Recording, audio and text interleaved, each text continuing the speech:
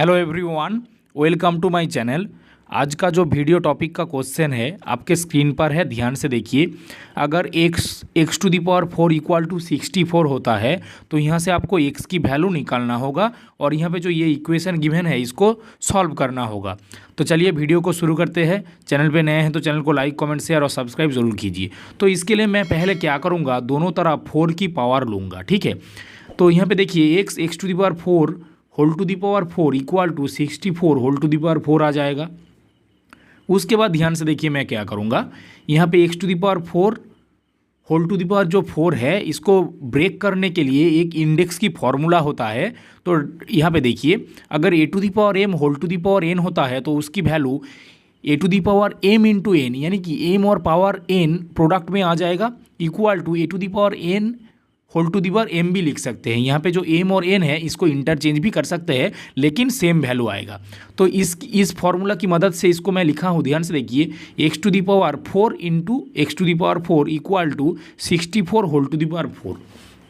अब ध्यान से देखिए, उसके बाद मैंने क्या किया है, फिर से इस फॉर्मूला को जब यूज़ करूँगा तो ध्यान से देखिए, तो यहाँ पे x टू दी पावर 4, इसको देखिए x to the power 4 into x to the power 4।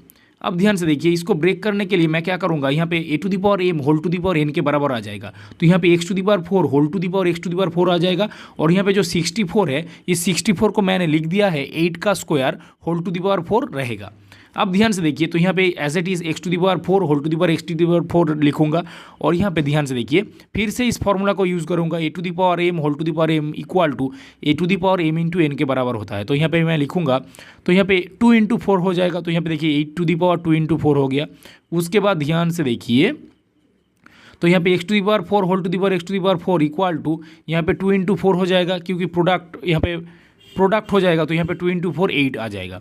अब ध्यान से देखिए, इंडेक्स की और एक फॉर्मूला होता है, अगर a to the power whole to the power a equal to b to the power b। यहाँ पे ध्यान से देखिए, यहाँ पे बेस और पावर अगर सेम होता है दोनों तरफ, ध्यान से देखिए, यहाँ पे इस इक्वेशन को जब मैं इसके साथ कंपेयर करूँगा, ध्यान से देखिए, a की वैल्यू, नीचे की value x to the power 4 और ऊपर a है तो यहाँ पे इसकी वैल्यू भी x टू दी पावर 4, यहाँ पे b है तो यहाँ पे b की वैल्यू 8 और ऊपर जो पावर में b है होल टू दी पावर, यानी कि बेस और पावर दोनों तरफ सेम है। तो यहाँ पे मैं इसे ये क्या इंप्लाई करता है, a इक्वल टू b होगा, ठीक है।